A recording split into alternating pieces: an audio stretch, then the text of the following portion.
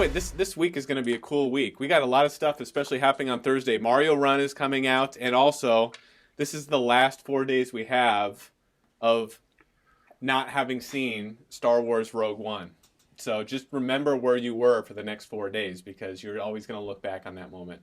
I don't know if I can hype it anymore. But here's what I thought we could talk about. We've already done our predictions for what we're going to see.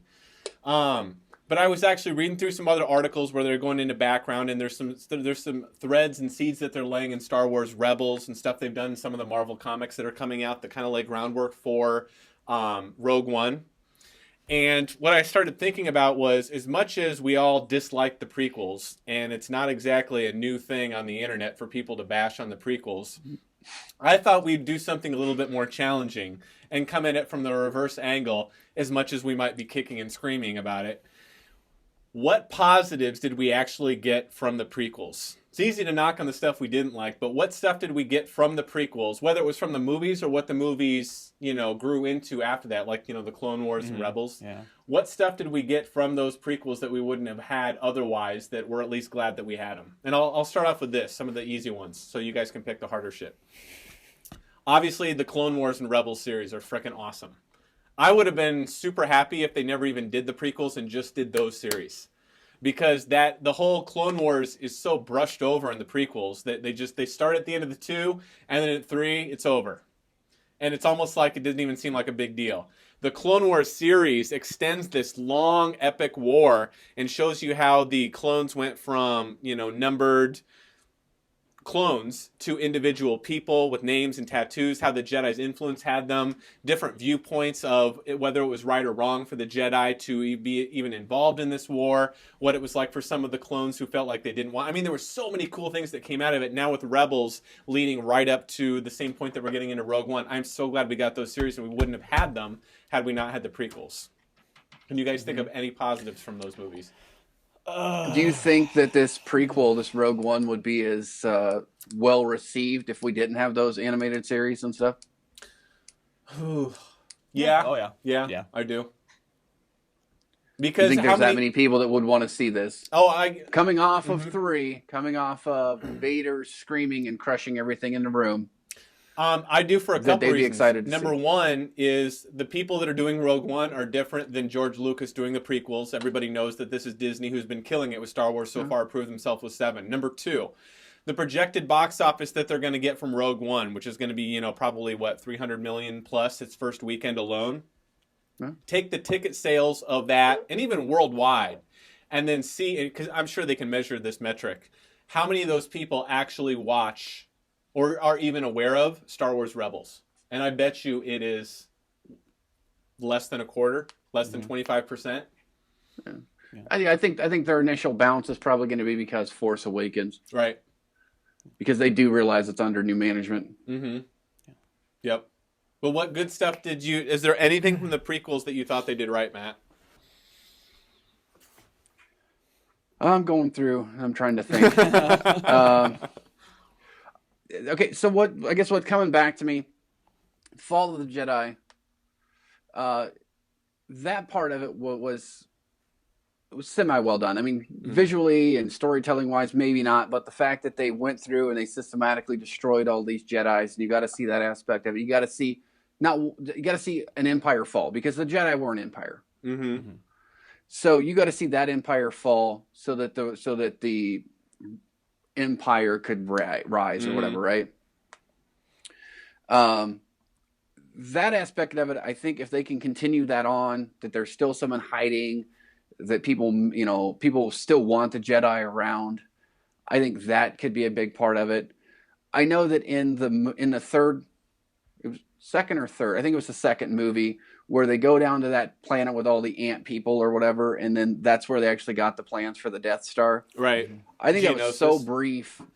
Yeah, to me that was just so brief in the movie that I don't know if it's going to have much levity in regards to the actual story of Rogue One. Mm-hmm. I honestly think New Hope does a better job of getting me excited to the point where I want to see how they got to A New Hope. Yep. Yeah, in Rebels, they actually talk about that, how they were building the skeletal structure of the Death Star orbiting Geonosis, because they were the ones that built it, just like they built the droids. and the Geonosian planet and all the people were eradicated, and nobody and none of the rebels know why. And the Empire wanted to silence them, but they actually leave clues as they're leading up to this type of stuff too. But from what's cool is the reviews were starting to come out from celebrities from the red carpet premiere of the movie, and all of them are very positive, saying that this leads right into New Hope perfectly. And so to answer your question, I think that you did a good job of kind of relaying the same information.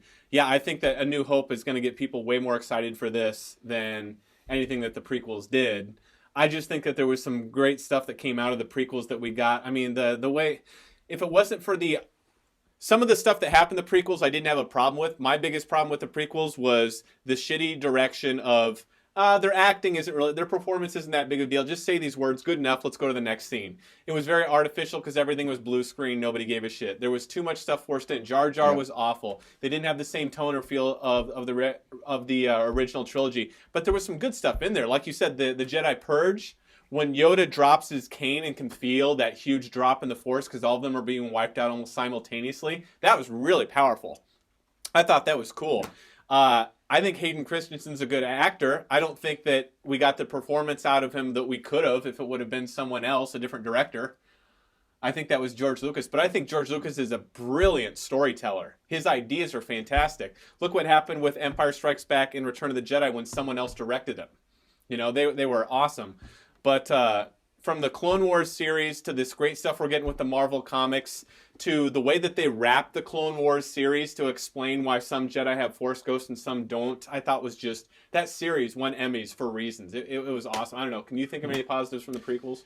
I liked the one thing that kind of carried through all three movies. I did like to actually see the machinations of one single man's rise to power and the ultimate seizing of that power. Mm-hmm. So you can see a man who is part of what everyone has kind of considered a long dead race, and you can kind of see him. He's been working in the shadows for a while, and even before the prequels, you can kind of see he put some stuff together. But how this stuff is so intricately planned. So you have a man who just, he's got a strong lust for power. He comes into power as a senator in the Republic. He then uses that to coordinate or work his way into the chancellorship of that republic, and then ultimately setting up a scenario that will weaken essentially the entire galaxy so that he can ultimately just seize everything. Mm-hmm. And to actually watch that unfold on that level of scale, especially when you have your classic opposition being the Jedi, unable to do anything or find you or to do anything about it until you want them to. Mm-hmm. And to actually see this is a true villain of a character, and to kind of see it's not just by raw brute force or by by threats or anything. Like you're able to watch him work a system slowly and meticulously to create this massive monolith that we just know exists when the original trilogy comes into play. And Ian McDiarmid played that character, so I mean he was a stage actor from Europe, from London. I mean he played that really well. Oh yeah. I mean it's like the character of Darth Sidious, as far as this kind of personifies him as who he is as a character. Where you have Maul, you had blind rage. Where you had Dooku, you would have more kind of political advantageous situation to be in. Mm-hmm. They're all kind of evil on different ways, but you see him, it's about just kind of seizing just raw power, and everything and everyone around you is nothing but a pawn. Mm-hmm. Whether it's a clone trooper, whether it's a separatist droid, whether it's your own apprentice, you are working all of these pieces at the same time in a way that you're going to be able to build a galactic empire. Yeah. You're able to take something that has been in existence for thousands of years, as far as what the ruling governmental body was, and essentially destroyed in one lifetime. Yeah, I mean, just to see that unfold, I thought was amazing. You know what? The more you bring that up, the more you think about. He was one of the few aspects of the prequels that now, when you watch the original trilogy, adds more positive weight and background and stuff that you're excited about when you watch him play the Emperor now. Mm-hmm. When we learned who Boba Fett was in the prequels, and then you watch him in the trilogy, you're like, he was a whining little pussy from the frickin' prequel trilogy. You ruined him. He was awesome in the original trilogy, and I hate what you did to his backstory. But when it comes to Palpatine, I love what they did with his backstory. And I think a big part of that was the great acting you got out of Ian McDiarmid, regardless of Lucas's directing style. Sure. You were going to get great acting out of him, regardless if there was green screen or not. Go ahead, Matt. No, to Dan's point, I mean, I have to agree with that. I mean, the development of the Emperor was probably the one key thing. I think that my idea of how Vader became Vader was a bit of a letdown. Yeah. And I think it was for a lot of people. But yeah, I mean, I can't fault Dan's logic there. I mean, you did get to see how this person became powerful, and the fact that he did all this under the nose of the Jedi. Right. Anything else from the Gonna prequels would be saving grace for you at all? How about a purple lightsaber? A grape-flavored lightsaber for the only black Jedi in the galaxy. And that was Samuel's idea, too, you know? Yeah. Jedi, motherfucker! I got lost in editing.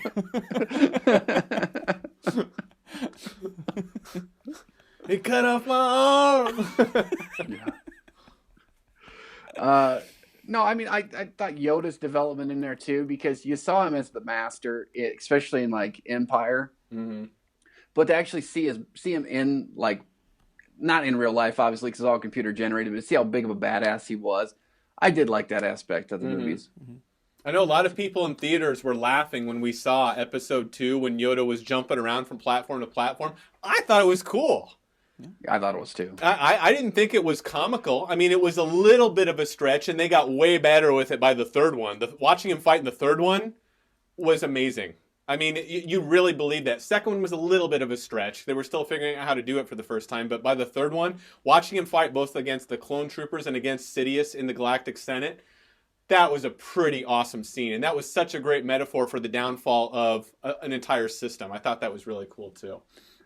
Well, I mean, to that point, I mean, I guess you kind of see why Obi-Wan has so much regret towards Vader and Anakin.